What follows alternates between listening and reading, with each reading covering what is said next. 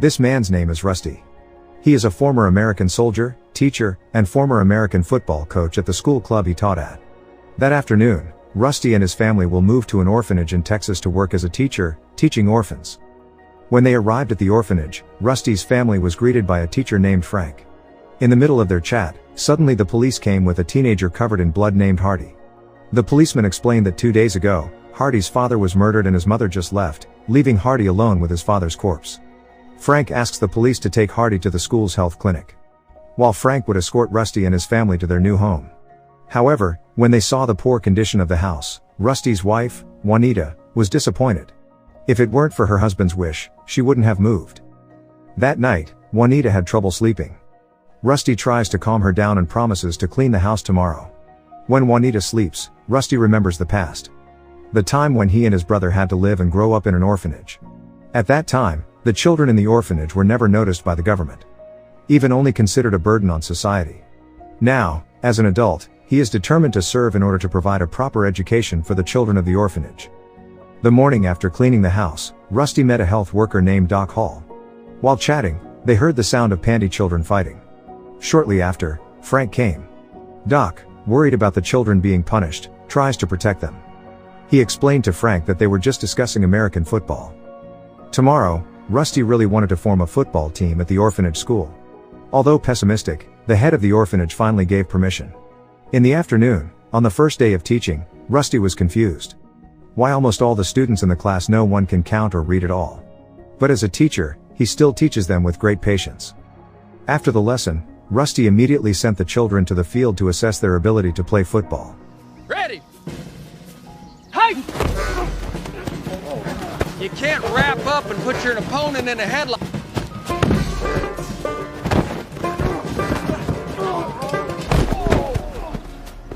What the hell, Hardy? All right, son? I'm here. You just got your bell rung. The next day, in the office of the head of the orphanage, Frank said what Rusty did was useless, because the orphans had no talent. It is better for them to learn how to print brochures so that when they grow up, they can work in factories. So, without the knowledge of the head of the orphanage, all this time in the middle of class, Frank had been secretly telling the children to print brochures to resell. He even did not hesitate to hit them with a stick if they made a mistake. Unfortunately, the head of the orphanage, who never knew about the exploitation of children, thought Frank was a good teacher. Instigated, the head of the orphanage then called Rusty and told him to stop coaching football. He felt he learned to know the world of work better than just the world of sports. After all, the requirements for passing the exam are also assessed from reading and writing skills, not sports. Especially now to read just one sentence, the orphans are still not fluent. But instead of being discouraged, Rusty was even more challenged. With the help of his wife, he was determined to teach them even more. Those, these, there, that. But our focus will be on learning through intense practice so that we can pass this test together. But you're not most boys, are you? You need to focus. Is this test going to cover female parts? Sharpen my skills. No, it's not, boys. It's from Dutch Meyer, Texas. Teach you how to become ladies. Thank you. Exam day arrived. All students try to solve the exam questions given. That night, in the yard, Rusty looks worried if the kids don't pass. Unlike her husband, Juanita actually looks calm. Since helping teach here, he has begun to accept the situation. Even feel much happier than where he lived before. That afternoon, while practicing football, the head of the orphanage came and told him the results of yesterday's exams. Out of 17 children, only 5 failed, while the rest passed with mediocre grades. Heard the announcement just now, they were happy and then resumed their practice. But because of his enthusiasm, the ball was kicked too hard until it was damaged because it was hit by aloe vera. Practice had to be closed until the ball was fixed. A few days later, Rusty and Doc went to an inter-school football league meeting. There, Rusty registered his football team under the name Masonic Home. But the league president refused the application, because Rusty's school had only a few students. According to the regulations, each school is required to have a minimum of 500 students. Doc then replied, according to the rules, even though the number of students is less, but if the participants from other schools don't mind, then Masonic Home can still join. After a long discussion, the committee decided that the registration of the Masonic Home team in the inter-school futsal championship was accepted. After returning from there, when Rusty conveyed the decision of the meeting, all the children looked very happy. It was the first time in their lives that the orphans who were always considered a burden could have hoped for achievement. Weeks of practice until finally the day of the inter-school tournament arrived. But because it's the first time the Masonic team has competed and it's still not together, none of the kids can play properly. Even when Hardy managed to score the first point, the point was disallowed by the referee because his friend made a foul. The whole team fights and blames each other. Although embarrassed, Rusty and Doc still tried to calm them down. In that first match, Masonic Home lost 30-50. The next day, when he was dizzy thinking about a new formation, Rusty saw his daughter drawing something. When asked, her little daughter replied that she was drawing a football formation like her father often made. From these scribbles, Rusty immediately got an idea. That night, just as the kids were about to take a shower, Rusty suddenly ordered them all out. On the outside he shows a newfound strategy thanks to his daughter's image. Different from the old formation, this formation relies more on attacking speed to rotate to the outside of the field rather than a physical strength competition in the middle of the field. So no matter how big the opposing team's body size is, they will definitely have a hard time catching up with the Masonic team's speed. However, when Rusty asked what the children thought about this new formation, everyone remained pessimistic and unsure of how to win. The desperation of his football team made Rusty disappointed. He then told me that since childhood, he had lived in the same orphanage as them. Rusty felt lonely and ignored. He does not have parents who support him on the sidelines. Even so, he never gave up and continued to fight for his dreams to become who he is today. He hopes that all the orphans here can also have a strong mentality like him. Then in the middle of the cold night, Rusty told the children to shout that they were proud to be orphans. All right, damn it, get in here.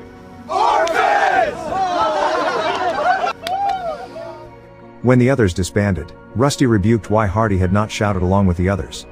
Hardy replied that he didn't want to shout silly things like that. After all, orphans still seemed to be lowly children. Day after day passed, until the day of the second match arrived. In this match, the Masonic home team started trying to use their new formation. Side to Hardy Brown. Takes it up the sideline. We're almost down to play, folks. That's a good start. He is. He's fast.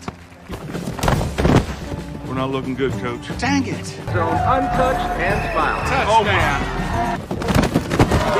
Beat you, fat ass. The 5 and touchdown orphan. Unexpectedly, the Masonic team won, thanks to the new formation created by Little Princess Rusty. On the way home, Rusty's car breaks down. Shortly after, another school bus stopped and mocked the Masonic children. Even their coach named Luther came down and mocked them by saying the orphans couldn't possibly beat his football team from a top school. Hearing Luther's words, Rusty could only be patient. The days passed. News of the victory and unique formation of the Masonic Home 12 orphan football team has spread across America. Thanks to the news, many people came just to watch Masonic play live. In the locker room, before starting the match, Rusty deliberately heated up his team. He said that earlier the opposing coach said Masonic Home would definitely lose. Rusty's provocation managed to burn their spirits. As he turns upfield. He gets split up. Touchdown orphan. You sandbagging me, Bobber? Every case. Throws, goes on a wild pitch, stops short of the first down mark.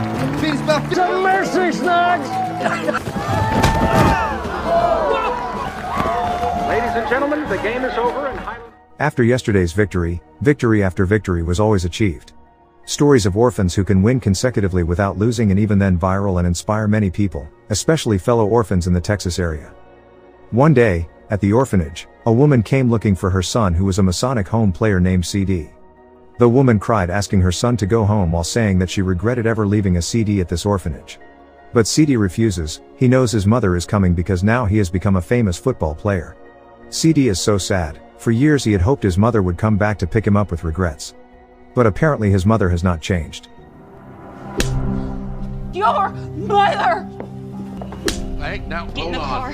Calm down. The car! Girl! Seeley.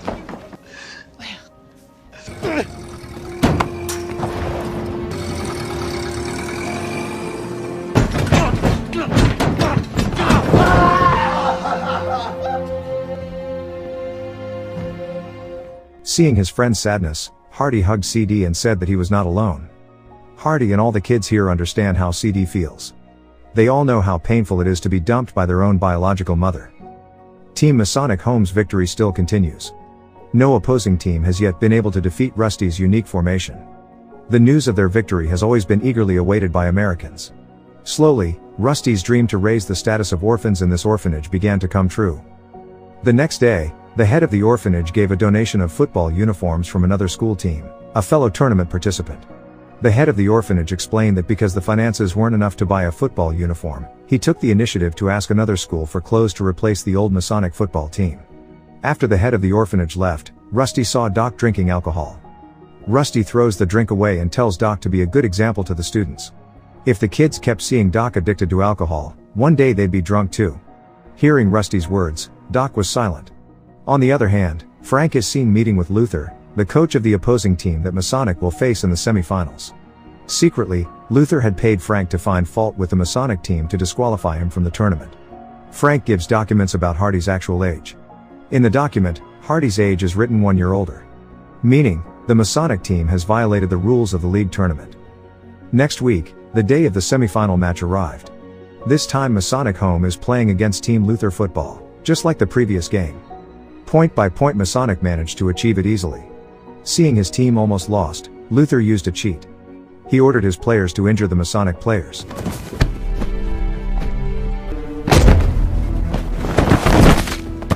I didn't mean it.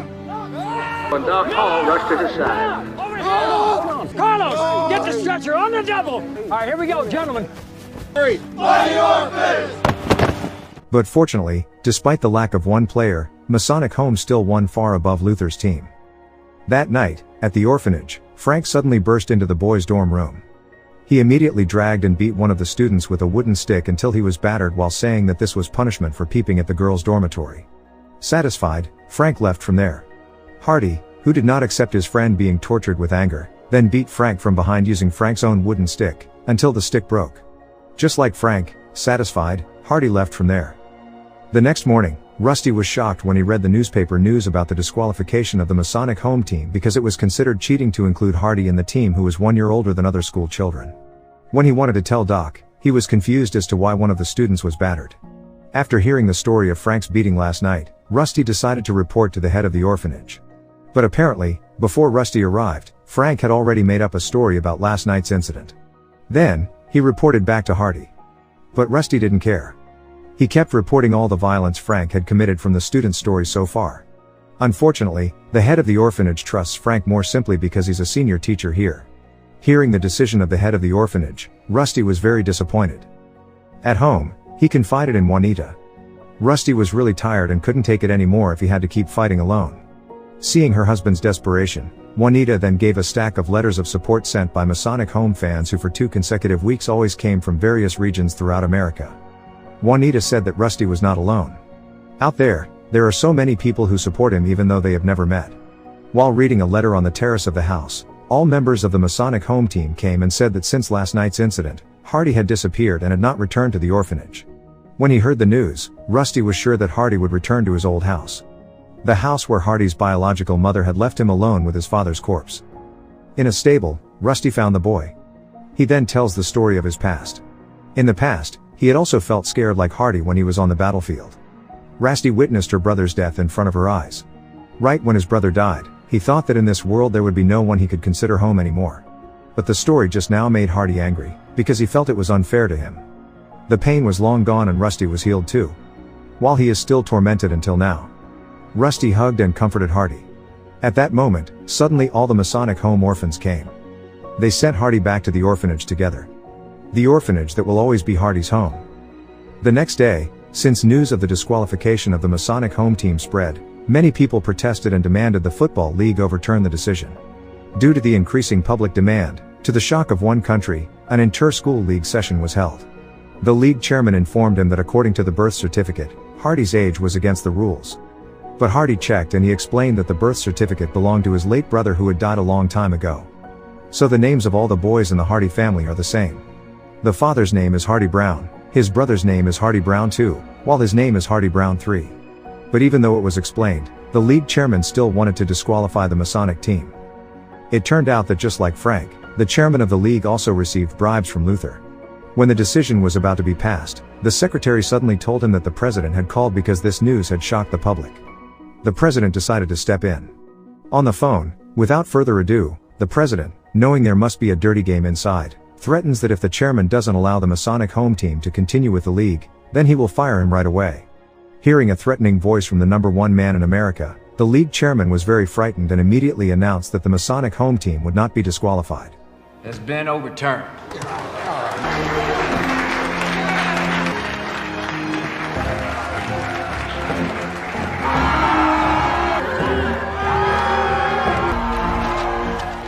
The next day, when the Masonic home team was about to leave for the final match to be held outside the city, everyone was surprised because the police were also there. At first, Hardy was afraid that he would be arrested for beating Frank at that time. But apparently, the police actually encouraged him to win and bring a trophy for this orphanage. The policeman then continued his journey to Frank's office. When he got there, the police said that he got a report about the exploitation of minors and the torture that Frank had been doing for years. Frank is eventually taken to the police station along with a pile of evidence. But in this final match, the opposing team was very tough in the first round. For the first time, their unique formation could not penetrate the opponent's defense at all. The opposing team's score is superior. And, the entire Masonic home team was beaten to a pulp. I'm gonna knock his teeth in. Down right here. You're gonna tell me to block? We're looking. Hey, you have to out there so I can hand it to you. No matter how hard we try. You ain't so mighty. What now, coach? I'm a mighty warrior! Rusty was just silent watching his students despair. Everyone blamed each other and complained to each other in pain. They can no longer continue the game. In the midst of the chaos of the dressing room, Hardy pulled his own broken finger and shouted, "I'm proud to be an orphan." For a moment, the atmosphere became silent.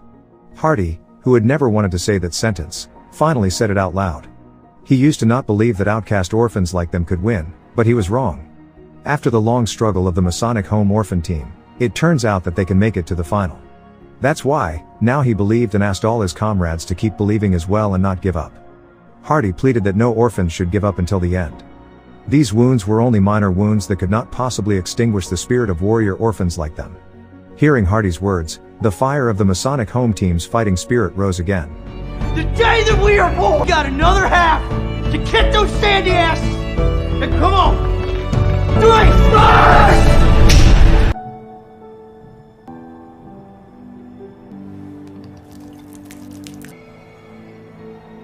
Seeing the enthusiasm of his students, Doc felt slapped. Doc, always addicted to alcohol, decides to quit and throws his drink away. Finished setting the strategy, the Masonic children then started the second round match. Now she's got to shuffle that guy off. This is having minimal effect against the sandy. Come on, go! Come on!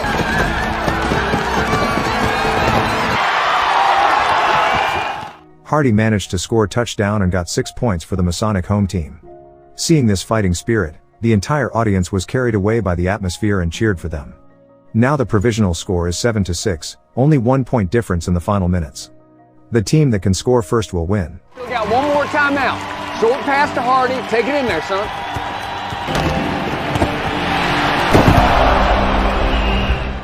Rusty then asked for a break to change strategy.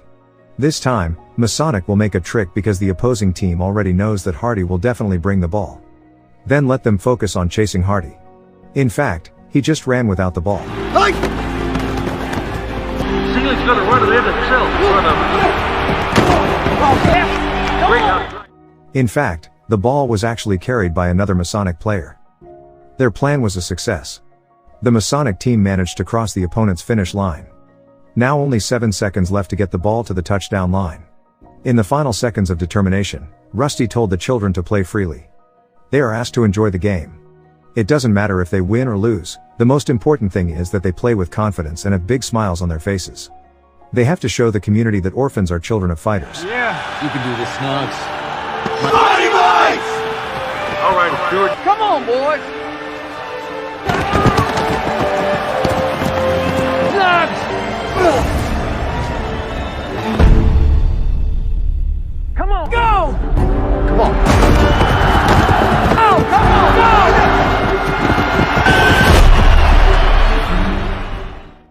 Hardy failed to score a touchdown. But only 3 inches left. The Masonic home team lost 7-6. However, in the midst of the disappointment of the opposing team's players, commentators and the audience cheered their support for Masonic home. The story of a team of 12 orphans who started out with nothing has now achieved more than they ever dreamed possible. Masonic homes cannot win a title that can be printed on the newsprint, but the story of their struggle will always be engraved in people's hearts.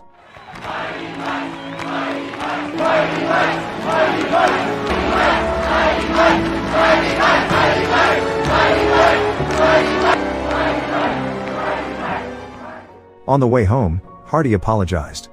He still felt guilty for failing to score the last point earlier. Hearing that, Rusty said that what Hardy and the children had achieved so far had exceeded his expectations. Arriving at the orphanage, everyone welcomed the Masonic home team home with great warmth. As a teacher, what Rusty brings to this orphanage is not just sports or academic lessons. Rusty had taught the orphans there what it was like to be a family. Stand up there with Fairbanks, okay? Doc, we need you for the photo. I'll be right there. Believing in something that against all odds and evidence